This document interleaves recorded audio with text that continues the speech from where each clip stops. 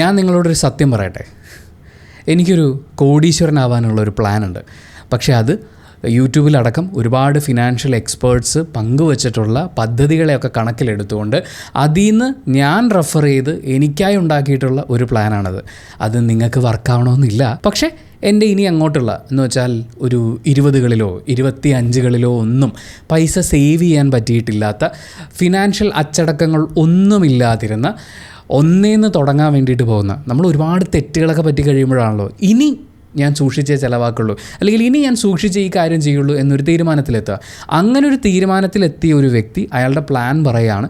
അത് ചിലപ്പോൾ നിങ്ങൾക്ക് ഉപകാരമായേക്കാം എന്നുള്ള രീതിയിൽ മാത്രമേ നിങ്ങൾ ഈ വീഡിയോനെ പരിഗണിക്കാൻ പാടുള്ളൂ. This is not a financial advice. ഇത് എൻ്റെ റിസർച്ചിൽ നിന്ന് എനിക്ക് കിട്ടിയ, എനിക്ക് വർക്കാവും എന്ന് തോന്നിയിട്ടുള്ളൊരു പ്ലാനിൻ്റെ, ഞാൻ എടുക്കുന്ന ചില മുൻകരുതലുകളുടെ അതിനെക്കുറിച്ചുള്ളൊരു വിവരണം മാത്രമാണ്. പക്ഷേ ഞാൻ ആത്മാർത്ഥമായി ആഗ്രഹിക്കുന്നു ഇത് നിങ്ങളെ ഒരുപാട് ഹെൽപ്പ് ചെയ്യട്ടെ എന്ന്. ഞാൻ നേരത്തെ പറഞ്ഞ പോലെ എൻ്റെ വളരെ ചെറിയ പ്രായം മുതൽ തന്നെ, എന്ന് വെച്ചാൽ ഡിഗ്രി കഴിഞ്ഞ ഉടനെ തന്നെ എനിക്ക് ജോലി കിട്ടിയിട്ടുണ്ട്. കുറേ വർഷങ്ങൾ ഞാൻ ചെയ്തു. ഏകദേശം 12-13 വർഷത്തോളം ഞാൻ റേഡിയോയിലാണ് വർക്ക് ചെയ്തത്. റേഡിയോയിൽ വർക്ക് ചെയ്യുന്നതിന് മുമ്പ് ഡിഗ്രിക്ക് പഠിക്കുന്ന സമയത്തും +2 പഠിക്കുന്ന സമയത്തൊക്കെ പാർട്ട് ടൈം ആയിട്ട് ജോലി ചെയ്തിട്ടുണ്ട്.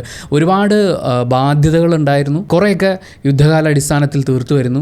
ആക്ച്വലി ഞാൻ സമ്പാദിച്ചുണ്ടാക്കിയ പണമെല്ലാം കൂടി കാൽക്കുലേറ്റ് ചെയ്ത് നോക്കുമ്പോൾ എനിക്ക് ഇത്രയൊന്നും ബാധ്യത വരേണ്ട യാതൊരു ആവശ്യവുമില്ലായിരുന്നു എന്ന് പറയുന്ന ഒരു തിരിച്ചറിവിൽ, ഞാൻ അധ്വാനിച്ചുണ്ടാക്കിയ പണമൊക്കെ എവിടെ പോവുകയായിരുന്നു എന്ന് ആലോചിച്ച് ഞാൻ ഭയങ്കര ആങ്ഷ്യസ് ആയിപ്പോയ, ഞാൻ ഭയങ്കര ഡിപ്രസ്ഡ് ആയിപ്പോയ ഒരു സിറ്റുവേഷനുണ്ട്. നിങ്ങളൊരു 30കളിലൊക്കെ എത്തിയിട്ടുള്ള ഒരാളാണെങ്കിൽ ഇത്രയും കാലം കൊണ്ട് പല മാസങ്ങൾ, നമുക്ക് ഓരോ വർഷം കൂടുമ്പോഴും സാലറി കൂടുകയും കുറയുകയൊക്കെ ചെയ്യുമല്ലോ, അതിനൊക്കെ അനുസരിച്ച് നിങ്ങൾക്ക് കിട്ടിയിട്ടുള്ള പൈസ മുഴുവൻ കൂട്ടി നോക്കുക.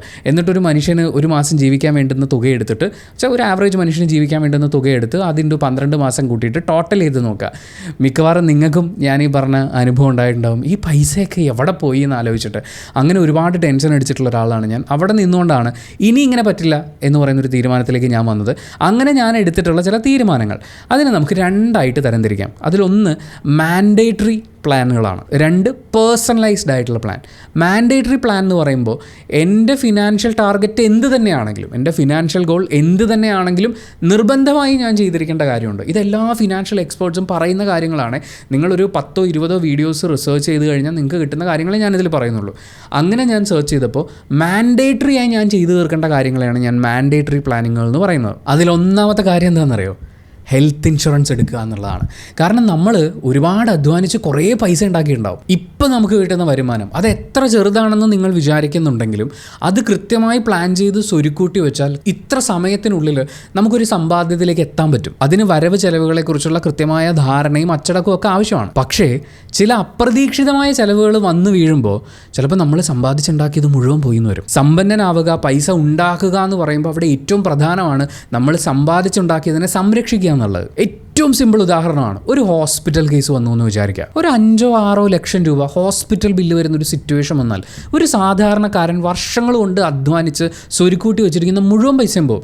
ചിലപ്പോൾ വലിയൊരു കടക്കാരനായി പോകും. അപ്പോൾ ഒന്ന് ആലോചിച്ച് നോക്കിയേ, ഇന്ന് കൂടി വരുന്ന ജീവിത ചെലവുകളും ആശുപത്രി ചെലവുകളും പരിഗണിക്കുമ്പോൾ ഒരു 15-20 ലക്ഷമോ അല്ലെങ്കിൽ ഒരു 50-60 ലക്ഷമോ ഹോസ്പിറ്റൽ ബില്ല് കൊടുക്കേണ്ട ഒരു സാഹചര്യം വന്നാൽ നമ്മൾ എന്ത് ചെയ്യും?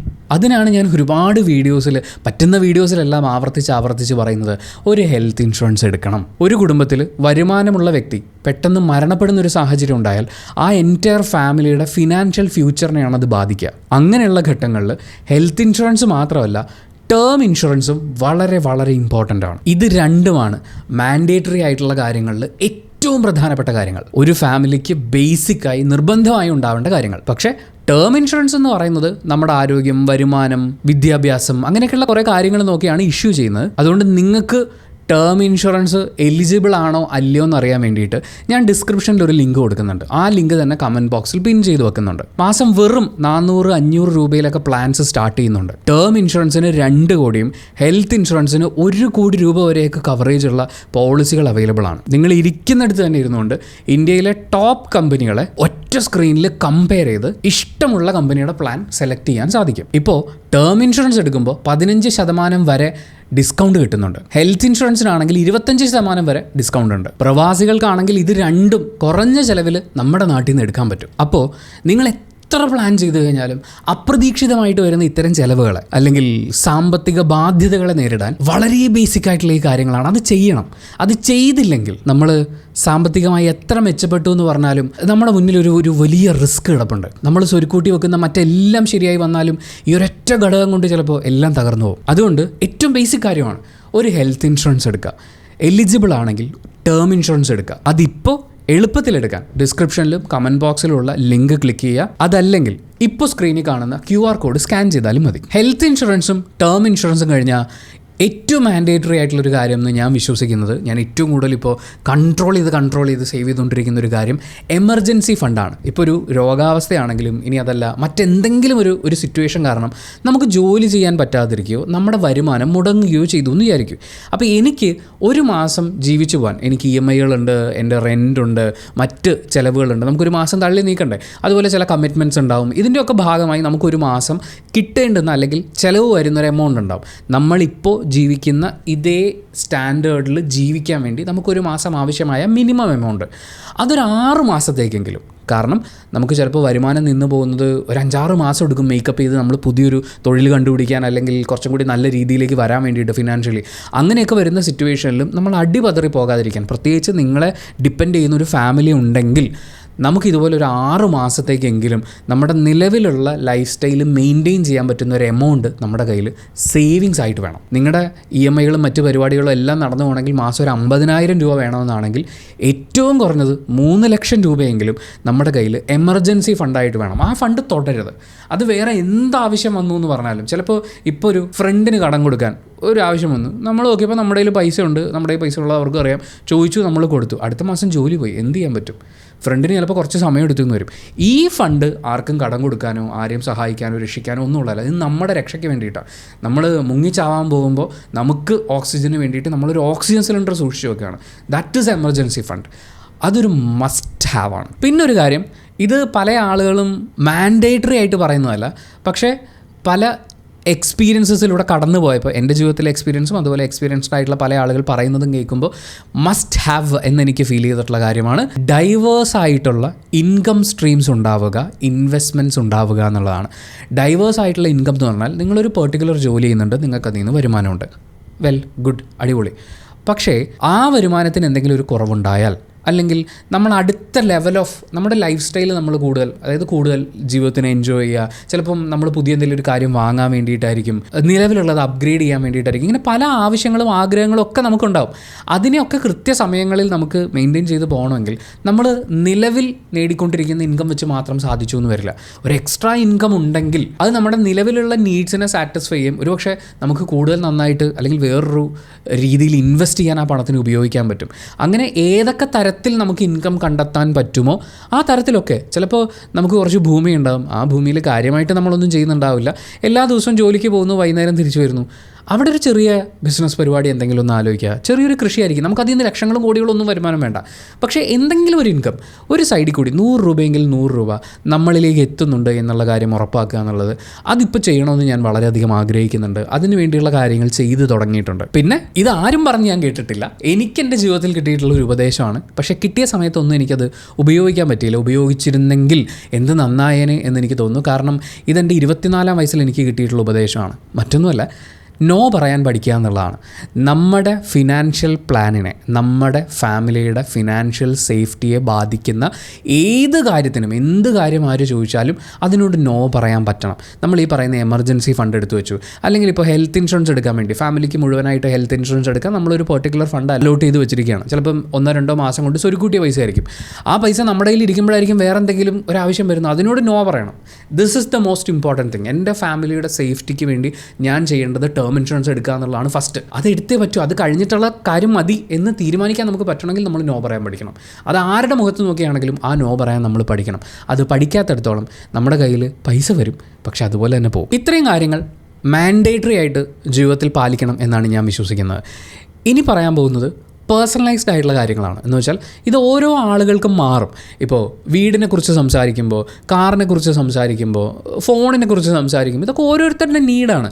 ഏറ്റവും ലേറ്റസ്റ്റ് ആയിട്ടുള്ളൊരു ഗാഡ്ജറ്റ് കയ്യിലിരുന്നാൽ മാത്രം ജോലി നടക്കുള്ളൂ, അല്ലെങ്കിൽ ഏറ്റവും പ്രിയപ്പെട്ടൊരു ഹോബി നടക്കുള്ളൂ, എനിക്കത് ലൈഫ് ലൈൻ പോലെയാണ് എന്നൊരാൾ ചിന്തിക്കുകയാണെങ്കിൽ എനിക്ക് അവരോട് പോയി പറയാൻ പറ്റില്ല, ബ്രോ നിങ്ങൾ ഈ ചെയ്യുന്നത് ഇൻവെസ്റ്റ്മെൻ്റ് അല്ല, ഇതൊരു ഡിപ്രിഷിയേറ്റിംഗ് അസറ്റാണ്, നിങ്ങൾ ഇതിൽ പൈസ മുടക്കരുതെന്ന് പറയാൻ പറ്റില്ല. അത് അവൻ്റെ ഇഷ്ടം, അവൻ്റെ ചോയ്സാണ്, അവൻ്റെ ഫസ്റ്റ് പ്രിഫറൻസ് അതാണ്. അത് അവർ ചെയ്തോട്ടെ.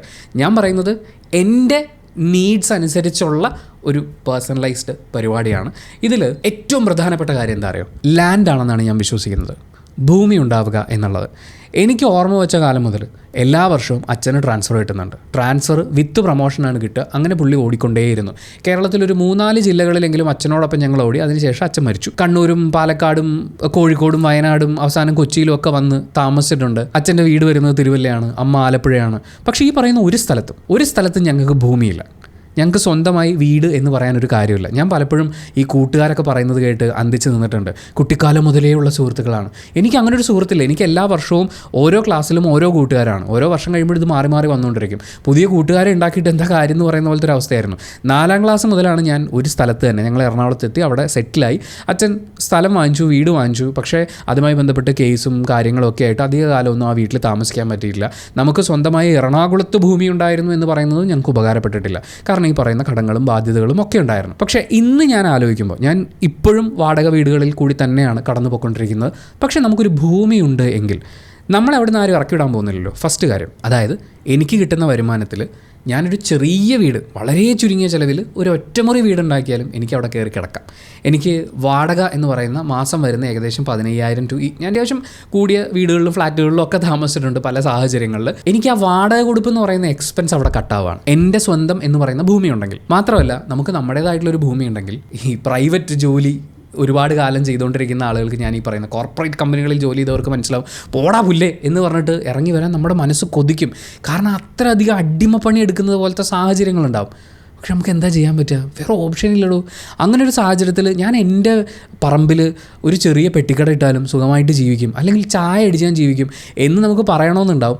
പക്ഷേ ആ ചായക്കട ഇടാനുള്ള സ്ഥലം വേണ്ടേ? ആ സ്ഥലം നമ്മൾ വാടകയ്ക്ക് എടുക്കണം. ചായക്കടക്കുള്ള ബാക്കി ഇൻവെസ്റ്റ്മെൻറ്റ്, ഒരു ലോണിന് ചെന്ന് കഴിഞ്ഞാൽ സ്വന്തമായി ഭൂമി ഇല്ലാത്തതുകൊണ്ട് ലോൺ കിട്ടില്ല.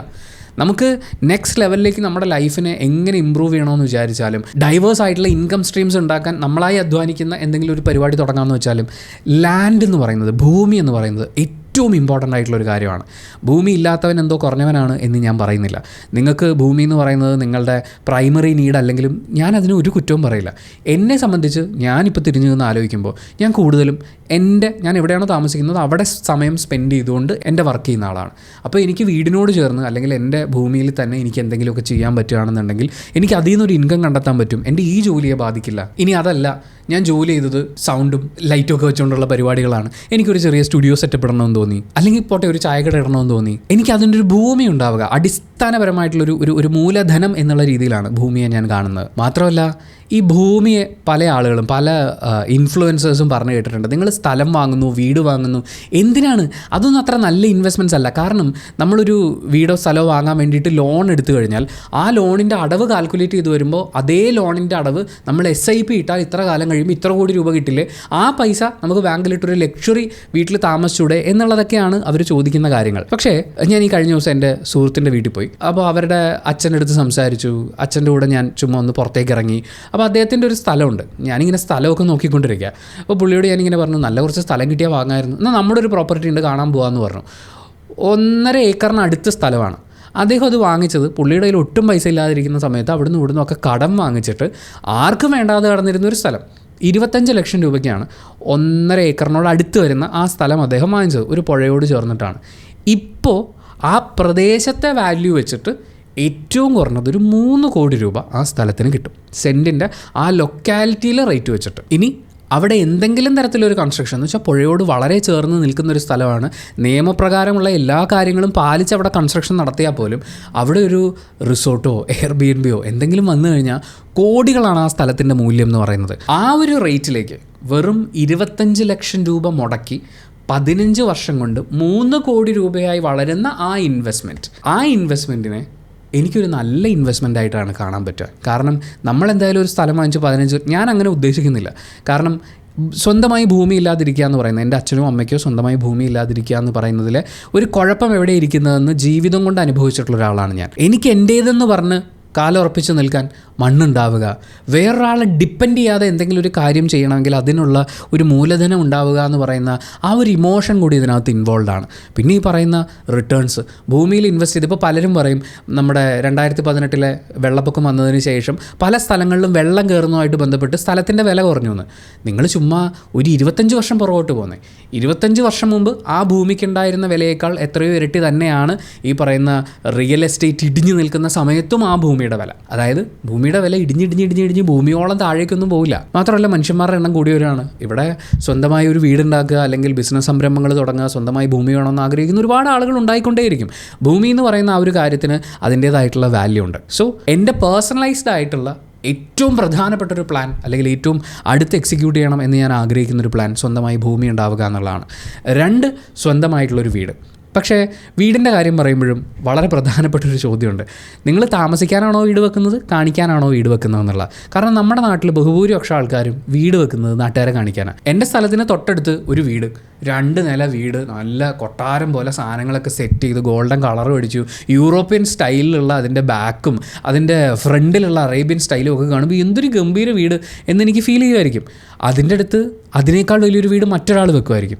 അങ്ങനെ എൻ്റെ ചുറ്റും ഇത്രയും വലിയ വീടുള്ളപ്പോൾ ഞാൻ എങ്ങനെ ഒരു കുഞ്ഞു വീട് വെക്കുക എന്ന് ഞാൻ ചിന്തിച്ചിട്ട് എനിക്ക് ആവശ്യമില്ലാത്ത, എനിക്ക് മെയിൻറ്റെയിൻ ചെയ്യാൻ പറ്റാത്ത ഒരു വലിയ വീട് ഞാൻ പണിതിട്ടിട്ട് എന്താണ് കാര്യം?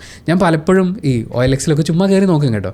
അങ്ങനെ പല വീടുകളും കാണുമ്പോൾ ഒരു 4 ബെഡ്റൂം 3 ബെഡ്റൂമിൻ്റെ വീടാണ്, 2 നില വിശാലമായിട്ട് കിടക്കുകയാണ്. ഒരറ്റത്തുനിന്ന് മറ്റേ അറ്റത്ത് അടിച്ചു വരാൻ നമ്മൾ ഓട്ടോറിക്ഷ വിളിച്ച് പോകേണ്ട സ്ഥലമാണ്. അത് മെയിൻറ്റെയിൻ ചെയ്യണമെങ്കിൽ നമ്മൾ വീട് പണിയാനുള്ള പൈസ മാത്രം മുടക്കിയാൽ പോരാ, ആ വീട് അടിച്ചുവാരി വൃത്തിയാക്കാനുള്ള ഒരു സർവൻറ്റിനെ വെക്കേണ്ടി വരും. നമ്മൾ സ്വന്തമായിട്ട് ക്ലീൻ ചെയ്യാന്ന് പറഞ്ഞാൽ 365 ദിവസം വീട് വൃത്തിയാക്കലായിരിക്കും നമ്മുടെ ജോലി. പിന്നെ വേറൊരു കാര്യമുണ്ട്, അത്രയും വലിയ വീടൊക്കെ പണിതിട്ട് വീടിൻ്റെ ഒരു പോർഷൻ റെൻറ്റിന് കൊടുക്കുന്നു, അല്ലെങ്കിൽ Airbnb-യോ ഹോസ്റ്റലോ PG-യോ അങ്ങനെ എന്തെങ്കിലും പരിപാടിയൊക്കെ തുടങ്ങുകയാണെങ്കിൽ അടിപൊളി പരിപാടി.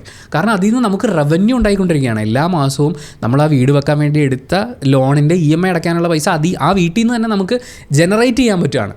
That's fine. പക്ഷെ അല്ലാത്ത പക്ഷം നമുക്ക് എന്തിനാണ് ഇത്രയും വലിയ വീട്? നമ്മൾ എത്ര പേരുണ്ട് അടുത്തൊരു സമീപ ഭാവിയിൽ ഒരു 20-25 വർഷത്തിനുള്ളിൽ നമ്മുടെ ഫാമിലി എക്സ്പാൻഡ് ചെയ്യാൻ ഉദ്ദേശിക്കുന്നുണ്ടെങ്കിൽ അതിനോട് കണക്കാക്കിയുള്ളൊരു ബേസ് ഉണ്ടാക്കുക. ആവശ്യത്തിനനുസരിച്ച് നമുക്ക് പണിതെടുക്കാമല്ലോ. ഈ കല്ലും കട്ടയും കമ്പി സിമെൻറ്റും ഒക്കെ നമ്മളെപ്പം അന്വേഷിച്ചാലും കിട്ടും. ഒരു പ്ലാൻ മനസ്സിലുണ്ടായിരിക്കുക, ഫ്യൂച്ചറിനെ കൂടി കവർ ചെയ്യുന്ന രീതിയിൽ ഒരു പ്ലാൻ മനസ്സിലുണ്ടായിരിക്കുക. നമുക്ക് ആവശ്യമുള്ളൊരു ചെറിയ വീട് വെക്കുക. അങ്ങനെ നോക്കുമ്പോൾ വീട് വെക്കുക എന്ന് പറയുന്നത് ഒരു വലിയ ഇൻവെസ്റ്റ്മെൻ്റ് അല്ല. നിങ്ങൾ എപ്പോഴും ശ്രദ്ധിച്ചിട്ടുണ്ടോയെന്ന് അറിയില്ല, ഈ ഫിനാൻഷ്യൽ എക്സ്പേർട്സ് വീട് വെക്കുന്നത് ഒരു വലിയ ബാധ്യതയാണെന്ന് പറയുമ്പോൾ അവരെപ്പോഴും ആദ്യം ഉദാഹരണമായിട്ട് പറയുന്നത് 1 കോടി രൂപയുടെ വീട് വെക്കുന്നു അല്ലെങ്കിൽ 80 ലക്ഷം രൂപയുടെ വീട് വെക്കുന്നു എന്നുള്ളതാണ്. നമുക്കൊരു 25 ലക്ഷം രൂപയ്ക്കും വീട് വെക്കാം, അതിൽ താഴെയും നമുക്കൊരു വീട് വെക്കാം. നമ്മുടെ നീഡ് അനുസരിച്ചിട്ടാണ്. വലിയ വീട് വെക്കേണ്ട ആളുകളുണ്ടാവും, വീട്ടിൽ ഒരുപാട് മെമ്പേഴ്സ് ഉള്ളത്. പക്ഷേ മെമ്പേഴ്സ് കൂടുമ്പോൾ വലിയ വീട് വെച്ചല്ലേ പറ്റൂ. ഇവിടെ മെയിൻ ചോദ്യം ഇതാണ്, നിങ്ങൾ അതിൽ നിന്ന് എന്ത് വരുമാനം ഉണ്ടാക്കാനാണ് പോകുന്നത്? നാട്ടുകാരെ കാണിക്കാൻ വേണ്ടി മാത്രമാണോ ഈ വീട് പണിയുന്നത്? ഈ വീട് പണിതിട്ട് വീടിൻ്റെ EMI അടയ്ക്കാൻ വേണ്ടി പിന്നീട് ജീവിക്കുക എന്ന് പറയുന്നൊരു സാഹചര്യത്തിലേക്ക് നിങ്ങൾ തള്ളപ്പെടുമോ? ഈ ചോദ്യങ്ങളൊക്കെ സ്വയം ചോദിച്ചിട്ട് വേണം ആ തീരുമാനത്തിലേക്ക് വരാൻ. പക്ഷേ എന്നെ സംബന്ധിച്ചിടത്തോളം ഞാൻ വെക്കുന്നൊരു വീട്ടിൽ എനിക്കൊരു സ്റ്റുഡിയോ സ്പേസ് കിട്ടും. മിക്കവാറും എൻ്റെ വീട്ടിലെ ഏറ്റവും വലിയ റൂം എൻ്റെ സ്റ്റുഡിയോ ആയിരിക്കും. ഒരു സ്റ്റുഡിയോ റൂം ഉണ്ടാവുക. പിന്നെ ഈ പറയുന്ന പോലെ കുറച്ച് ഫ്യൂച്ചറിസ്റ്റിക് ആയിട്ടുള്ള ഇൻവെസ്റ്റ്മെൻറ്റ് പരിപാടികളൊക്കെ ആലോചിക്കുന്നത്, അത് ഈ പറയുന്ന പോലെ Airbnb-യും കാര്യങ്ങളൊക്കെ ആയിട്ട് ഡെവലപ്പ് ചെയ്യുക എന്നുള്ളതാണ്. നിങ്ങളും അത്തരം ബിസിനസ് സാധ്യതകളെക്കുറിച്ച് അന്വേഷിക്കണം എന്നേ ഞാൻ പറയുള്ളൂ. എല്ലാത്തിനും ഇവിടെ സ്കോപ്പുണ്ട്. നെക്സ്റ്റ് കാര്യം കാറും ബൈക്കും ഒക്കെയാണ്. എനിക്ക് സൂപ്പർ ബൈക്സ് ഓടിക്കണമെന്ന് ഭയങ്കര ആഗ്രഹമുണ്ട്. സൂപ്പർ ബൈക്ക് എന്ന് പറഞ്ഞു കഴിഞ്ഞാൽ ഒരു അഡ്വഞ്ചർ മോഡലിലുള്ള, ഇപ്പോൾ ടൈഗർ സീരീസിൽ വരുന്ന ട്രയംഫിൻ്റെ ബൈക്കുകൾ അത് സ്വന്തമാക്കണമെന്ന് എനിക്കുണ്ട്. എന്ന് വെച്ചാൽ ഓടിച്ച് നോക്കണമെന്നല്ല, എനിക്കത് സ്വന്തമാക്കണമെന്ന് ആഗ്രഹമുണ്ട്. BMW-ൻ്റെ ഇപ്പോൾ F450 വരുന്നുണ്ട്, എനിക്കതും സ്വന്തമാക്കണമെന്ന് ആഗ്രഹമുണ്ട്. എനിക്ക് ഒരുപാട് ഈ ബൈക്കുകളോട് ഭയങ്കര ഇഷ്ടമുള്ള, ഒറ്റയ്ക്ക് റൈഡ് പോകാൻ ഒരുപാട് ഇഷ്ടമുള്ള, യാത്രകൾ പോകാൻ ഇഷ്ടമുള്ള ഒരാളാണ്.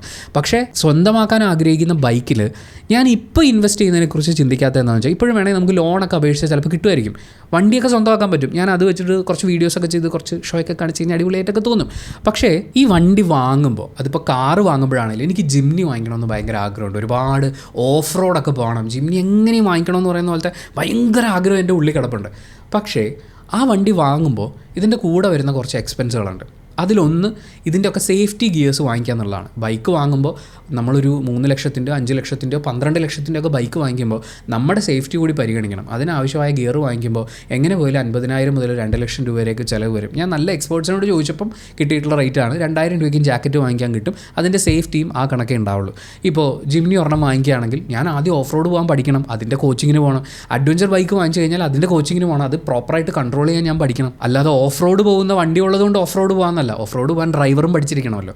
ആ ട്രെയിനിങ് അല്ലെങ്കിൽ ആ എഡ്യൂക്കേഷൻ എന്ന് പറയുന്നത് ഒരു കോസ്റ്റാണ്. പിന്നെ ഈ സാധനത്തിൻ്റെ മെയിൻ്റനൻസ് ഉണ്ട്. ഇത്ര ദിവസം കൂടുമ്പോൾ ഇത് നമ്മൾ സർവീസിന് കൊണ്ടുപോകണം. ജിംനിയും കൊണ്ട് ഒരു ഓഫ് റോഡ് ഡ്രൈവ് പോയി കഴിഞ്ഞാൽ അത് കഴിഞ്ഞ് വന്ന് ഈ വണ്ടിയെ പഴയ പോലെ ആക്കിയെടുക്കണം, കുളിപ്പിച്ച് കുട്ടപ്പനാക്കി എടുക്കണം. അങ്ങനെ ഒരു വണ്ടി മെയിൻറ്റെയിൻ ചെയ്യാൻ ഞാൻ പഠിക്കണം. ഞാൻ ആദ്യം ചെറിയ വണ്ടികൾ ഉപയോഗിച്ച് അത് പ്രോപ്പറായി മെയിൻറ്റെയിൻ ചെയ്ത് ഒരു കാറ് മെയിൻറ്റെയിൻ ചെയ്യേണ്ടത് ഇങ്ങനെയാണെന്ന് പഠിക്കണം. എൻ്റെ കയ്യിലൊരു കുഞ്ഞു കാറുണ്ട്, പക്ഷേ എനിക്ക് ഇപ്പോഴും അറിയില്ല ഒരു കാറ് രാവിലെ സ്റ്റാർട്ട് ചെയ്യുന്ന സമയത്ത് എന്തൊക്കെ കാര്യങ്ങൾ നമ്മൾ ചെക്ക് ചെയ്ത് ഉറപ്പ് വരുത്തണം, ഇത്ര നാൾ കൂടുമ്പോഴാണോ സർവീസ്, ടയർ നമ്മൾ എങ്ങനെയാണ് കണ്ടീഷനാണെന്ന് ഉറപ്പ് വരുത്തുക. ഇതൊക്കെ ഞാൻ പഠിച്ചു വരുന്നേ ഉള്ളൂ. ഓരോന്നായിട്ട് കംപ്ലയിൻ്റ് ആകുമ്പോൾ അത് നന്നാക്കി പഠിച്ചു വരുന്നേ ഉള്ളൂ. ഇത് നന്നാക്കുമ്പോൾ തന്നെ വരുന്ന എക്സ്പെൻസ് എനിക്കറിയാം. അപ്പോൾ ഒരു വലിയ വണ്ടി ആകുമ്പോൾ അല്ലെങ്കിൽ കുറച്ചും കൂടി കോസ്റ്റ്ലി ആയിട്ടുള്ളൊരു വണ്ടി വരുമ്പോൾ അതിനനുസരിച്ചുള്ള സർവീസ് കോസ്റ്റ് വരും. അതും കൂടി മെയിൻറ്റെയിൻ ചെയ്യുക. നമ്മൾ കാറും ബൈക്കും വാങ്ങുമ്പോൾ ഒരിക്കലും ചിന്തിക്കാത്തൊരു കാര്യമാണ് അതിൻ്റെ മെയിൻ്റനൻസ് കോസ്റ്റ് എന്ന് പറയുന്നത്. അതുകൂടി കണക്കിലെടുക്കുമ്പോൾ നിലവിൽ ഞാൻ ഇൻവെസ്റ്റ് ചെയ്യാൻ ഉദ്ദേശിക്കുന്നില്ലാത്തൊരു കാര്യമാണ്. പക്ഷേ നിങ്ങൾ ഇൻവെസ്റ്റ് ചെയ്യാൻ ഉദ്ദേശിക്കുന്നുണ്ടെങ്കിലോ എന്ന് വെച്ചിട്ട് അതിൻ്റെ ഒരു ബേസിക് ഐഡിയ തരാൻ വേണ്ടിയിട്ട് പറഞ്ഞതാണ്. നെക്സ്റ്റ് പരിപാടി ഫിക്സഡ് ഡെപ്പോസിറ്റ് ആണ്. നമ്മുടെ കയ്യിൽ ലംസമായിട്ട് കുറച്ച് പൈസ വരുമ്പോൾ നമ്മളത് ഫിക്സഡ് ഇട്ട് വെക്കുക എന്ന് പറഞ്ഞാൽ വൺ ടൈം SIP ഇട്ടൂടെ എന്നൊക്കെ ആയിരിക്കും കുറേ ആൾക്കാർ അതിന് തിരിച്ചു ചോദിക്കാൻ പോകുന്നത്. നമുക്ക് എപ്പോൾ വേണമെങ്കിലും എടുക്കാൻ പറ്റുന്ന ഒരു ഫിക്സഡ് എമൗണ്ട്, അതായത് ഇത് നമുക്ക് നഷ്ടം വരില്ല എന്ന് ഉറപ്പുള്ള. ഇപ്പോൾ SIPയും എൻ്റെ മനസ്സിൽ പ്ലാനൊക്കെ ഉണ്ട്. പക്ഷേ SIP subject to market risk എന്നാണ് പറയുക. FDക്ക് അങ്ങനെ ഒരു കാര്യമില്ല. 6 മാസത്തേക്കോ അല്ലെങ്കിൽ 1 വർഷത്തേക്കോ നമ്മൾ നേരത്തെ പറഞ്ഞ എമർജൻസി ഫണ്ടൊക്കെ സൂക്ഷിക്കാൻ പറ്റുന്ന ഒരു കാര്യം എന്ന് പറയുന്നത് FD ഇടുക എന്നാണെന്ന് വിചാരിക്കുന്നു. അങ്ങനെ ഒരു പ്ലാൻ എനിക്കുണ്ട്. അതുപോലെ ഒന്നാണ് SIPയുടെ കാര്യം പറയുമ്പോഴാണ് എനിക്കും ഒരു കോടീശ്വരനാവാനുള്ള പ്ലാനുണ്ട് എന്ന് നിങ്ങളോട് പറയാൻ തോന്നുന്നത്. ഇപ്പോൾ ഒരുപാട് ഫിനാൻഷ്യൽ എക്സ്പേർട്സ് പറയുന്നത് കേട്ടിട്ടാണെങ്കിലും അതുപോലെ നമുക്ക് ഓൺലൈനായിട്ട് ഒരുപാട് കാൽക്കുലേറ്റേഴ്സൊക്കെ കിട്ടും. നിങ്ങൾ കൃത്യമായി ഇത്ര രൂപ വെച്ച് സിസ്റ്റമാറ്റിക്കായി ഇൻവെസ്റ്റ് ചെയ്ത് പോവുകയാണെങ്കിൽ മാർക്കറ്റ് റിസ്കുകൾ ഉണ്ടെങ്കിലും ഇത്ര വർഷത്തിനുള്ളിൽ നിങ്ങൾക്ക് ഇത്ര രൂപയിലേക്ക് എത്താൻ പറ്റും എന്ന് പറയുന്നൊരു കണക്കുണ്ട്. SIP ഒക്കെ സ്റ്റാർട്ട് ചെയ്യുന്ന സമയത്ത് എപ്പോഴും നമ്മൾ ലോങ് ടേം ആയിട്ടാണ് ഇൻവെസ്റ്റ് ചെയ്യേണ്ടത്. ഇപ്പം ഞാൻ പറഞ്ഞിട്ടുള്ള പല കാര്യങ്ങളും എനിക്ക് എത്രയും പെട്ടെന്ന് ചെയ്യാൻ താല്പര്യമുള്ള കാര്യങ്ങളാണ്. പക്ഷേ കോടീശ്വരനാവുക എന്ന് പറയുന്നതാണ് എൻ്റെ ലോങ് ടേം ഗോൾ എന്ന് പറയുന്നത്. 1 കോടി രൂപ എന്ന് പറയുന്നൊരു ടാർഗറ്റേ ഉള്ളൂ, അല്ലാതെ കോടികൾ കൊണ്ട് അമ്മാനമാടുത്ത കോടീശ്വരനല്ല ഞാൻ ഉദ്ദേശിച്ചത്. അതിന് വേണ്ടിയിട്ട് നമ്മൾ മാസം മാറ്റി വെക്കേണ്ടത് ഇത്ര രൂപയാണെന്നും അത് ഇത്ര വർഷത്തേക്ക് കൃത്യമായി മാറ്റിവെക്കാൻ സാധിക്കണമെന്നും അങ്ങനെ വരുമ്പോൾ നമ്മൾ ടാർഗറ്റ് ചെയ്യുന്ന ഒരു ഫിനാൻഷ്യൽ ഗോളിലേക്ക് എത്താൻ പറ്റുമെന്ന് പറയുന്നൊരു ധാരണ എനിക്കുള്ളത് കൊണ്ട് അതിനു വേണ്ടി കൃത്യമായിട്ടുള്ളൊരു സിസ്റ്റമാറ്റിക് ഇൻവെസ്റ്റ്മെൻറ്റ് പ്ലാനിൽ ഇൻവെസ്റ്റ് ചെയ്ത് തുടങ്ങാനുള്ള പദ്ധതിയും എൻ്റെ മനസ്സിലുണ്ട്. ഗോൾഡ് ഓഫ് കോഴ്സ് ഇൻവെസ്റ്റ് ചെയ്യുന്നുണ്ട്. പക്ഷേ ഗോൾഡ് നിങ്ങൾക്കൊരു പർച്ചേസ് ആണോ അതോ ഇൻവെസ്റ്റ്മെൻ്റ് ആണോ എന്നുള്ളതാണ് ചോദ്യം. എനിക്ക് ഓർണമെൻറ്റ്സ് വാങ്ങണമെന്നില്ല. ഓർണമെൻറ്റ്സ് വാങ്ങിക്കുമ്പോൾ അതിൻ്റെ പണിക്കൂലി, പണിക്കുറവ്, അത് ഇത് മറ്റേ മറിച്ച് അതെല്ലാം വരും, GST ടാക്സ് ഒക്കെ വരും. അത് വിൽക്കാൻ ചെല്ലുന്ന സമയത്ത് നമുക്ക് പൈസ കൂടുതൽ കിട്ടും. ഇപ്പോൾ സ്വർണ്ണത്തിൻ്റെ വിലയൊക്കെ കയറി പോകുന്നത് ഒരു 5 കൊല്ലം മുമ്പ് 2 പവൻ സ്വർണം പണയത്തിലിരുന്നത് അത് പോട്ടെ എന്ന് പറഞ്ഞ് വിറ്റ് ഒഴിവാക്കി അല്ലെങ്കിൽ ലേലത്തിൽ ഒഴിവായി പോയതൊക്കെ ആലോചിക്കുമ്പോൾ എനിക്ക് ഇപ്പോൾ ഭയങ്കര സങ്കടമുണ്ട്. കാര്യം എൻ്റെ കയ്യിൽ അന്ന് ആ സാധനം എടുക്കാനുള്ള പൈസയൊന്നുമില്ല. ഇപ്പോൾ ആ ഗോൾഡിന് വേണ്ടിയിട്ടാണെങ്കിൽ എവിടെന്നെങ്കിലുമൊക്കെ പൈസ വാങ്ങിച്ച് എങ്ങനെയെങ്കിലും ആ ഗോൾഡ് തിരിച്ചെടുത്ത് കഴിഞ്ഞാൽ അതിനിപ്പോൾ ഇത്ര മൂല്യമുണ്ടല്ലോ എന്ന് പറയുന്ന പോലെ ഒരു ചിന്തയുണ്ട്. ഇപ്പോൾ സ്വർണ്ണത്തിൻ്റെ വില എന്തായാലും മുകളിലേക്കാണ്. പക്ഷേ അതിനിടയിൽ വരുന്ന ഈ ചെറിയ നഷ്ടങ്ങളുണ്ടല്ലോ, പണിക്കൂലി, പണിക്കുറവ് പോലെയുള്ള, അങ്ങനെ ഓർണമെൻറ്റ്സിൽ ഇൻവെസ്റ്റ് ചെയ്യാതെ, കാരണം ഞാൻ പർച്ചേസ് ചെയ്യാനല്ല ഉദ്ദേശിക്കുന്നത്, ഇൻവെസ്റ്റ് ചെയ്യാനാണ്. ഓർണമെൻറ്റ്സിലല്ലാതെ ഗോൾഡ്, ബോണ്ട് പരിപാടികളൊക്കെ എങ്ങനെ ചെയ്യാൻ പറ്റുക എന്ന് പറയുന്ന ഒരു അന്വേഷണം ഞാൻ നടത്തിയിട്ടുണ്ട്. ഞാൻ നിങ്ങൾക്കൊരു സിമ്പിൾ പരിപാടി പറഞ്ഞുതരാം. നിങ്ങളൊരു പഠിക്കുന്നയാളാണെങ്കിൽ മാസം ചിലപ്പോൾ ഒരു 500 രൂപയോ 1000 രൂപയോ നിങ്ങൾക്ക് പോക്കറ്റ് മണി കിട്ടുന്നതെന്ന് മിച്ചം വെക്കാൻ പറ്റുന്നുണ്ടെങ്കിൽ, പോട്ടെ 100 രൂപ നിങ്ങൾക്ക് മിച്ചം വെക്കാൻ പറ്റുന്നുണ്ടെങ്കിൽ ഗൂഗിൾ പേയിൽ ഗോൾഡ് എന്ന് സെർച്ച് ചെയ്ത് കഴിഞ്ഞാൽ ഗൂഗിൾ പേയിലെ ഗോൾഡ് ലോക്കർ വരും. ആ ഗോൾഡ് ലോക്കറിൽ നമുക്ക് 1 ഗ്രാമൊക്കെ വെച്ച് സ്വർണ്ണം വാങ്ങാൻ പറ്റും, 1 മില്ലിഗ്രാം വെച്ചിട്ട് സ്വർണ്ണം വാങ്ങാൻ പറ്റും. എനിക്കിത് ഏതോ ഒരു റീലിൽ കണ്ടപ്പോൾ ഞാൻ വെറുതെ എന്ത് ചെയ്തെന്ന് വെച്ചാൽ ഒരു 3000 രൂപയ്ക്ക് ഗോൾഡ് വാങ്ങിച്ചു. നമുക്ക് എത്ര രൂപയ്ക്ക് വേണമെങ്കിലും വാങ്ങിക്കാം. അങ്ങനെ 3000 രൂപയ്ക്ക് ഞാൻ വാങ്ങിച്ച ഗോൾഡ് കുറച്ച് നാളായി അത് വാങ്ങിച്ചിട്ടിട്ട് ഞാനിത് തിരിഞ്ഞു നോക്കിയില്ല. ഗോൾഡിൻ്റെ വില കൂടിയെന്നൊക്കെ പറഞ്ഞപ്പോൾ ഞാൻ ചുമ്മാ കയറി നോക്കിയപ്പോൾ ഇപ്പം അതിന് 5000 രൂപയിൽ കൂടുതൽ എനിക്ക് റിട്ടേൺ കിട്ടും. 5000 രൂപയിൽ കൂടുതൽ ഞാൻ ഒന്നും ചെയ്യാതെ വെറുതെ ഇട്ട് വെച്ചിരുന്ന പൈസയിൽ നിന്ന് എനിക്ക് 2000 രൂപ അവിടെ ഒരു ഹൈക്ക് കിട്ടിയിരിക്കുകയാണ്. ഞാൻ പക്ഷേ ഇപ്പോൾ അത് വിറ്റ് കാശാക്കുന്നില്ല, അതവിടെ കിടന്നോട്ടെ, ചുമ്മാ കിടന്നോട്ടെ. എനിക്ക് എപ്പോഴെങ്കിലും അതിൽ നിന്ന് പൈസ വേണമെന്ന് തോന്നുമ്പോൾ ഗതികെട്ടൊരവസ്ഥയൊക്കെ വരികയാണെങ്കിൽ ഞാൻ അതിൽ നിന്ന് എടുക്കും. പക്ഷേ അപ്പോഴേക്കും ആ പൈസ അവിടെ കിടന്ന് ഡെവലപ്പ് ആവുന്നുണ്ടാകും. അങ്ങനെ ഗോൾഡിൽ നമുക്ക് വേറെ നഷ്ടങ്ങൾ വരാതെ ഇൻവെസ്റ്റ് ചെയ്യാൻ പറ്റുന്ന എന്തെങ്കിലും കാര്യങ്ങളുണ്ടെങ്കിൽ, ഇത് ഞാൻ നഷ്ടം വരാത്ത കാര്യമൊന്നുമല്ല പറയുന്നത്, ജസ്റ്റ് ഞാൻ എൻ്റെ ഒരു എക്സ്പീരിയൻസ് പറഞ്ഞാണ്, അങ്ങനെ ഗോൾഡിൽ ഇൻവെസ്റ്റ് ചെയ്യുക. പിന്നെ ഈ ഇൻവെസ്റ്റ്മെൻറ്റിൻ്റെ കാര്യം പറയുമ്പോൾ വലിയൊരു വിഭാഗം ആളുകൾ വിട്ടുപോകുന്ന ഏറ്റവും പ്രധാനപ്പെട്ട കാര്യങ്ങളിലൊന്നായി എനിക്ക് തോന്നുന്നത് എഡ്യൂക്കേഷനാണ്. ഞാൻ എൻ്റെ കോളേജിൽ വെച്ച് പഠിത്തം പരിപാടി കംപ്ലീറ്റ് ആയിട്ട് സ്റ്റോപ്പ് ചെയ്തിട്ടുള്ള ഒരാളാണ്. ഞാൻ ജോലിക്ക് കയറി, ജോലിയുടെ ഭാഗമായിട്ടുള്ള കുറേ കാര്യങ്ങൾ പഠിച്ചു. ഇപ്പോൾ ഞാൻ നിങ്ങളുടെ മുമ്പിലിരുന്ന് ഇങ്ങനെ ഇരുന്ന് സംസാരിക്കുന്നത്, വാക്കുകളുടെ ഒരു ഫ്ലോ ആണെങ്കിലും കൺവിൻസിംഗ് ആയി സംസാരിക്കുന്നത്, ഇതൊക്കെ എൻ്റെ ജോലിയുടെ ട്രെയിനിങ്ങിൽ നിന്ന് എനിക്ക് കിട്ടിയതാണ്. അവിടെയൊക്കെ ഒരു എഡ്യൂക്കേഷൻ നടന്നിട്ടുണ്ട്. ആ അപ്ഗ്രഡേഷനാണ് എന്നെ യൂട്യൂബ് എന്ന് പറയുന്ന ഈ ഒരു മേഖലയിലേക്ക് വരുമ്പോൾ ഏറ്റവും കൂടുതൽ ഹെൽപ്പ് ചെയ്യുന്നത്. പക്ഷേ ഈ ഒഫീഷ്യൽ വിദ്യാഭ്യാസം എന്ന് പറയുന്ന പരിപാടി ഉണ്ടല്ലോ, അതുപോലെ നമുക്കിപ്പോൾ റീച്ച് കൂടി വരികയാണ്, കൂടുതൽ ആളുകൾ നമ്മളെ കാണുന്നു, കേൾക്കുന്നു, കുറേ ആളുകൾ അംഗീകരിക്കുന്നു എന്ന് പറയുമ്പോൾ സ്വാഭാവികമായും എനിക്കൊരു ഉത്തരവാദിത്വമുണ്ട്. അത് നിങ്ങളോടുള്ള ഉത്തരവാദിത്വമുണ്ട്, അതുപോലെ സ്വയം അപ്ഗ്രേഡ് ആവുക എന്ന് പറയുന്ന എന്നോടും എൻ്റെ ടീമിനോടുള്ളൊരു ഉത്തരവാദിത്വമുണ്ട്. അതിൻ്റെ ഭാഗമായി ഞാൻ അപ്ഗ്രേഡ് ചെയ്യുക എന്ന് പറയുന്ന ഒരു കാര്യമായിട്ട് എഡ്യൂക്കേഷൻ എന്ന് പറയുന്നൊരു കാര്യത്തിലേക്ക് പണം ചെലവഴിക്കണം എന്ന് ഞാൻ ആഗ്രഹിക്കുന്നുണ്ട്. പുതിയ പുതിയ കാര്യങ്ങൾ പഠിക്കുക. ഇപ്പോൾ ഏറ്റവും പ്രധാനപ്പെട്ടൊരു കാര്യം AI ആണ് നമ്മളെല്ലാത്തിനും ഉപയോഗിക്കുന്നത്, ഒരുപാട് കാര്യങ്ങൾ. പക്ഷേ AIയോട് എങ്ങനെ സംസാരിക്കണമെന്ന് നമ്മൾ പഠിക്കണ്ടേ? AIക്ക് എങ്ങനെയാണ് കൃത്യമായിട്ടുള്ള പ്രോംപ്റ്റ് കൊടുക്കുക, ഏതൊക്കെ AI ആണ് ഏതൊക്കെ ഘട്ടങ്ങളിൽ കൃത്യമായി ഉപയോഗിക്കേണ്ടത് എന്നുള്ള കാര്യങ്ങളെക്കുറിച്ച് ചുമ്മാ നമുക്ക് യൂട്യൂബ് നോക്കിയാലും പഠിക്കാവുന്നൊരു കാര്യമാണ്. അങ്ങനെ ചിലവ് കുറച്ചിട്ടോ അല്ലെങ്കിൽ നമുക്ക് പഠിക്കാനുള്ള കാര്യത്തിന് ചിലപ്പോൾ ചിലവ് കൂടുതലായിരിക്കും. അങ്ങനെ കൃത്യമായി നമുക്ക് ആവശ്യമുള്ള കാര്യങ്ങൾ പഠിക്കുക, സ്വയം അപ്ഗ്രേഡ് ആവുക എന്ന് പറയുന്നതും ഒരു ഇൻവെസ്റ്റ്മെൻറ്റാണ്. അതിലേക്ക് പണം മുടക്കാനും ഞാനൊരു മടിയും വിചാരിക്കുന്നില്ല. നിങ്ങളും അങ്ങനെ മുടക്കുകയാണെങ്കിൽ, നമ്മൾ മുടക്കുന്നത് വിദ്യാഭ്യാസത്തിലാണെങ്കിൽ, പഠനത്തിൽ അപ്ഗ്രേഡ് ചെയ്യാൻ വേണ്ടിയിട്ടാണെങ്കിൽ, അത് ഏതെങ്കിലും വഴിക്ക് ഒരു സമയത്ത് നമുക്ക് തിരിച്ചു കിട്ടുമെന്നാണ് ഞാൻ വിശ്വസിക്കുന്നത്. ആൻഡ് ഈ കാര്യങ്ങൾക്കെല്ലാം പേഴ്സണലൈസ്ഡ് ആണെങ്കിലും മാൻഡേറ്ററി ആണെങ്കിലും ഈ ഇൻവെസ്റ്റ്മെൻറ്റ് പരിപാടികൾക്കെല്ലാം അടിസ്ഥാനപരമായിട്ടുള്ളൊരു പ്രിൻസിപ്പിൾ എന്ന് പറയുന്നത് ഇതാരും എനിക്ക് പറഞ്ഞു തന്നിട്ടുണ്ടായിരുന്നില്ല. അതുകൊണ്ട് ഞാൻ പോയി ചാടിയിട്ടുള്ള കുറേ പ്രശ്നങ്ങളുണ്ട്. 1 സ്റ്റെപ്പ് അറ്റ് എ ടൈം. ഒരു സമയം ഒരു ചെറിയ സ്റ്റെപ്പ് എടുത്ത് വെച്ചാൽ മതി. പണ്ട് റേഡിയോ ബാങ്കിൽ ജോയിൻ ചെയ്തപ്പോൾ അമ്പിളേച്ച് എന്നെ വിളിച്ച് പറഞ്ഞു, എടാ നീ ഒരു 500 രൂപയുടെ RD എടുക്കുക. വേറെ വലിയ പരിപാടികളൊന്നും അല്ല പറഞ്ഞു, 500 രൂപയുടെ RD എടുക്കുക. എനിക്കന്ന് 7500 രൂപ എൻ്റെ കൈ കിട്ടും, 500 രൂപ നീ ഇട്. ഞാൻ പറഞ്ഞു, അമ്പിളേജ് ഇപ്പോൾ 500 രൂപയ്ക്ക് ഇട്ടിട്ട് എന്താവാനാണ്, മാത്രമല്ല ഇപ്പോൾ ആ പൈസ കിട്ടി നമുക്ക് അത് ചെയ്യാം ഇത് ചെയ്യാം. പുള്ളിക്കാരി ഒരാടെ മുണ്ട് മുറുക്കി കൊടുത്താണെങ്കിലും ചെയ്യും. ഞാൻ ചെയ്തില്ല. പോട്ടെ, ഞാനൊന്നൊരു 100 രൂപയ്ക്ക് തുടങ്ങിയിരുന്നെങ്കിൽ. നിങ്ങളൊന്ന് കാൽക്കുലേറ്റ് ചെയ്യൂ. 2010 ഞാൻ 500 രൂപ വെച്ച് RD ഇട്ടിരുന്നെങ്കിൽ 2026 ഈ മാർച്ച് മാസത്തിലേക്ക് എത്തുമ്പോൾ എൻ്റെ അക്കൗണ്ടിൽ ഈ 500 രൂപ RD മാത്രം വെച്ചിട്ട് എൻ്റെ അക്കൗണ്ടിൽ എത്ര രൂപ ഉണ്ടാവുമായിരുന്നു? പിന്നെ എല്ലാ വർഷവും നമുക്ക് സാലറി കൂടുമല്ലോ. 500 എന്നുള്ളത് 1000 ആക്കുക, 1000 1500 ആക്കുക. ചുമ്മാ ജെമിനിക്ക് ഒരു പ്രോംപ്റ്റ് കൊടുത്ത് നോക്കുക, ജെമിനി നിങ്ങൾക്ക് പറഞ്ഞുതരും. ആ എമൗണ്ട് ഞാൻ കാൽക്കുലേറ്റ് ചെയ്തിട്ട് ഞാൻ തന്നെ ഞെട്ടിപ്പോയി. പക്ഷേ അന്ന് ആ ചെറിയ സ്റ്റെപ്പ് എടുത്ത് വെക്കാൻ ഞാൻ മടിച്ചു എന്നുള്ളതാണ്. എന്നിട്ട് അതിന് ശേഷം വലിയ സ്റ്റെപ്പ് എടുത്ത് വെക്കാൻ തുടങ്ങി. കാരണം ഈ ട്രേഡിംഗ് ഒക്കെ ഭയങ്കര പരിപാടിയാണ്, ഭയങ്കര പൈസ ഉണ്ടാക്കാൻ പറ്റുമെന്ന് പറഞ്ഞ് സ്വരുക്കൂട്ടി കയ്യിലുണ്ടായിരുന്ന കുറച്ച് പൈസ ഒരുമിച്ചെടുത്തിട്ടു. ആ പൈസ അതുവഴി ഒരൊറ്റ പോക്കായിരുന്നു, എനിക്ക് കാണാൻ പോലും കിട്ടിയില്ല. അവിടെ ഞാൻ ഒരു വലിയ സ്റ്റെപ്പ് പെട്ടെന്ന് എടുത്തു വെക്കാൻ നോക്കി. കോളേജിൽ പഠിക്കുന്ന പിള്ളേരൊക്കെ അല്ലെങ്കിൽ അവരെ ടാർഗറ്റ് ചെയ്തുകൊണ്ട് വരുന്നൊരു മെയിൻ പരിപാടിയാണ്, നിങ്ങൾ കുറച്ച് പൈസ തന്ന് ചേരുക, താഴെ ഒരാളെ ചേർക്കുക, ഇപ്പുറത്തെ സൈഡിൽ ഒരാളെ ചേർക്കുക, അവർ 2 പേരെ ചേർക്കുക. അങ്ങനെ ചേർത്ത് പോകുമ്പോൾ നമുക്ക് ഒരാഴ്ചയിൽ 1.5 ലക്ഷം രൂപ വരെ ഏൺ ചെയ്യാൻ പറ്റും. ആഹാ, പെട്ടെന്ന് പൈസ ഉണ്ടാക്കാൻ പറ്റും, ജമ്പ് ചെയ്ത് മുന്നോട്ട് വരാൻ പറ്റും എന്ന് തീരുമാനിക്കും. അങ്ങനെ ഒരു ജമ്പിങ് പരിപാടി പൈസയുടെ കാര്യത്തിൽ സംഭവിക്കുക എന്ന് പറയുന്നത് സംഭവിച്ചാൽ നല്ല കാര്യമൊക്കെയാണ്. പക്ഷേ അങ്ങനെ വരുന്ന പൈസയും മാനേജ് ചെയ്യാൻ നിങ്ങൾക്ക് അറിയില്ലെങ്കിൽ ആ ജമ്പ് കിട്ടിയിട്ട് നിങ്ങൾക്ക് കാര്യമില്ല. ഇത് ഗ്രാജുവലി പഠിക്കേണ്ടതാണ്. പൈസയെ എങ്ങനെ കൺട്രോൾ ചെയ്യണം, അതിനെ എങ്ങനെ നമ്മൾ നോക്കിക്കാണണം, പണത്തോടുള്ള നമ്മുടെ ആറ്റിറ്റ്യൂഡ് മാറണം, കിട്ടുന്ന തുകയെ കൃത്യമായി ചെലവഴിക്കാൻ പഠിക്കണം, സേവ് ചെയ്യാൻ പഠിക്കണം, ഇൻവെസ്റ്റ് ചെയ്യാൻ പഠിക്കണം. ഇന്നൊരു 10 രൂപയെ സേവ് ചെയ്യാൻ പറ്റുള്ളൂ, മതി.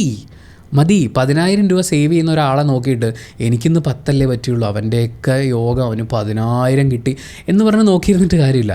ഇന്ന് നമ്മൾ സേവ് ചെയ്യുന്ന 10 രൂപ അത് കൃത്യമായിട്ടാണ് നമ്മൾ പ്ലാൻ ചെയ്ത് സേവ് ചെയ്യുന്നതെങ്കിൽ ആ 10 കുറച്ച് വർഷങ്ങൾക്കപ്പുറം നമുക്ക് വലിയൊരു എമൗണ്ടായിട്ട് നമ്മുടെ കയ്യിലേക്ക് വരും. പക്ഷേ കൃത്യമായിട്ടുള്ള പ്ലാനിങ് വേണം. അതിന് ഒരുപാട് റിസോഴ്സസ് അവൈലബിൾ ആണ്, ചെക്ക് ചെയ്ത് നോക്കുക. ഞാൻ ഈ പറഞ്ഞത് എൻ്റെ ഏറ്റവും മിനിമം എക്സ്പീരിയൻസിൽ നിന്ന്, ഏറ്റവും മിനിമം റിസർച്ചിൽ നിന്നുകൊണ്ടാണ്. അത് എനിക്ക് മാത്രം ആപ്ലിക്കബിൾ ആയിട്ടുള്ള കാര്യമായിരിക്കാം. അതുകൊണ്ട് ഫിനാൻഷ്യൽ എക്സ്പേർട്ടിനെ കൺസൾട്ട് ചെയ്യാൻ പറ്റുമെങ്കിൽ തീർച്ചയായും നിങ്ങൾ കൺസൾട്ട് ചെയ്യുക. സ്വന്തമായിട്ടൊരു പേഴ്സണലൈസ്ഡ് പ്ലാൻ ഉണ്ടാക്കുക, നിങ്ങളുടെ ഫിനാൻഷ്യൽ ഗോളുകൾ സെറ്റ് ചെയ്യുക, നീഡും വാണ്ടും തിരിച്ചറിയുക. ഈ നീഡും വാണ്ടും എന്ന് പറയുമ്പോഴേ ഫോൺ വാങ്ങുക എന്നുള്ളത് പലപ്പോഴും നമുക്കൊരു വാണ്ടാണ്. എനിക്കിപ്പോൾ എൻ്റെ കയ്യിൽ ഈ ഫോണുണ്ട്, എന്നാലും എനിക്ക് ഒരു ഐഫോൺ എന്ന് പറയുമ്പോൾ എനിക്കിങ്ങനെ ഒരു ത്വരയൊക്കെ വരും. എനിക്ക് കിട്ടിയിട്ട് വലിയ അത്യാവശ്യമൊന്നുമില്ല, പക്ഷേ ഒരു ആഗ്രഹമായിട്ട് ഇങ്ങനെ മനസ്സിൽ നിൽക്കും. ആക്ച്വലി അതൊരു വാണ്ടാണ്, എൻ്റെ നീഡല്ല. എൻ്റെ നീഡ് ഇവിടെ ഫുൾഫില്ലാണ്. പക്ഷേ ചില ആളുകൾക്ക് അവരുടെ ആ വാണ്ട് അവർക്ക് നീഡായിട്ടായിരിക്കും ഫീൽ ചെയ്യുക. അപ്പം ചെയ്യാൻ പറ്റുന്ന ഇത്രയേ ഉള്ളൂ, നമ്മുടെ നീഡ്സ് എന്താണെന്നുള്ളത് ഐഡൻറ്റിഫൈ ചെയ്ത് നമ്മുടെ ഇഷ്ടത്തിന് സാധനം വാങ്ങിക്കുക. പക്ഷേ അത് നമ്മുടെ മാത്രം ഇഷ്ടത്തിനായിരിക്കണം. വേറൊരാളെ കാണിക്കാൻ വേണ്ടിയിട്ടോ വേറൊരാളുടെ കയ്യിൽ ഇരിക്കുന്നു അതുകൊണ്ട് എനിക്ക് വേണമെന്ന് തോന്നിയിട്ടോ ആവരുത്. നമ്മുടെ ആവശ്യങ്ങൾക്ക് കൃത്യമായി പ്ലാൻ ചെയ്ത് തീരുമാനങ്ങൾ എടുക്കുക എന്നുള്ളതാണ്. അത് അവനവൻ തീരുമാനിച്ചാലേ പറ്റുള്ളൂ. ഫിനാൻഷ്യലി നിങ്ങൾ അങ്ങനെ ചെയ്യും ഇങ്ങനെ ചെയ്യുമെന്ന് നമുക്ക് ആരും ഉപദേശിച്ച് നന്നാക്കാനൊന്നും പറ്റില്ല. ചെയ്യേണ്ടവൻ അവനവന് തോന്നുമ്പോഴേ ചെയ്യുള്ളൂ. എന്നെ ഒരുപാട് പേര് ഉപദേശിച്ചിട്ടുണ്ട്, ഞാനൊരു തേങ്ങയും ചെയ്തിട്ടില്ല. പക്ഷേ എനിക്ക് വേണമെന്ന് തോന്നിയപ്പോൾ, എനിക്ക് എൻ്റെ കയ്യിൽ വരുന്ന പൈസ ഒന്നും ഉപകാരപ്പെടുന്നില്ല എന്ന് മനസ്സിലായപ്പോൾ ഇപ്പോഴാണ് ഞാൻ പ്ലാൻ ചെയ്ത് തുടങ്ങുന്നത്. സോ ഇൻഫോംഡ് ആയിരിക്കുക, ഒരു പ്ലാൻ ഉണ്ടായിരിക്കുക. നമ്മുടെ ജീവിതം നമ്മുടെ ചോയ്സാണ്, എൻ്റെ വിധി എൻ്റെ തീരുമാനങ്ങളാണെന്ന് പറയുന്ന പോലെ നമ്മുടെ ചോയ്സാണ് എന്ന് മനസ്സിലാക്കി പക്വതയോടെ കാര്യങ്ങൾ കൈകാര്യം ചെയ്യാൻ നിങ്ങൾക്ക് സാധിക്കട്ടെ എന്നുള്ള ആശംസ നേരെയാണ്. അതിനോടൊപ്പം ഈ വീഡിയോയുടെ തുടക്കത്തിൽ ഞാൻ പറഞ്ഞ കാര്യം, നമുക്ക് നമ്മുടെ ഫാമിലിയുടെ സുരക്ഷയ്ക്ക് ചെയ്തു വെക്കാൻ പറ്റുന്ന ഏറ്റവും വലിയ കാര്യം, പക്ഷേ ഏറ്റവും ബേസിക് ആയിട്ടുള്ള കാര്യം, അത് ചെയ്തു വെച്ചിട്ടാണ് ഈ പറയുന്ന എല്ലാ പ്ലാനിങ്ങും വരുന്നത്. നിങ്ങളുണ്ടാക്കിയിരിക്കുന്ന സമ്പത്തിനെ സംരക്ഷിക്കാനും നിങ്ങളില്ലാത്തപ്പോഴും നിങ്ങളുടെ കുടുംബത്തിന് സാമ്പത്തിക സുരക്ഷിതത്വം ഉറപ്പുവരുത്താനും ഹെൽത്ത് ഇൻഷുറൻസും ടേം ഇൻഷുറൻസും എടുത്തിരിക്കണം. ഇതൊരിക്കലും പിന്നത്തേക്ക് മാറ്റി വെക്കേണ്ട കാര്യമല്ല. ടേം ഹെൽത്ത് ഇൻഷുറൻസ് എടുക്കാൻ വേണ്ടിയിട്ടുള്ള ലിങ്ക് ഡിസ്ക്രിപ്ഷനിലുണ്ട്. അത് തന്നെ കമൻറ്റ് ബോക്സിൽ പിൻ ചെയ്ത് വെച്ചിട്ടുണ്ട്. അതല്ലെങ്കിൽ ഇപ്പോൾ സ്ക്രീനിൽ കാണുന്ന QR കോഡ് സ്കാൻ ചെയ്യാം. അപ്പോൾ thank you so much for watching this video. Video ഇഷ്ടപ്പെട്ടാൽ ലൈക്ക് ചെയ്യുക, കമൻറ്റ് ചെയ്യുക, ഷെയർ ചെയ്യുക, സബ്സ്ക്രൈബ് ചെയ്യുന്ന കാര്യവും ഹൈപ്പ് ചെയ്യുന്ന കാര്യവും പരിഗണിക്കുക.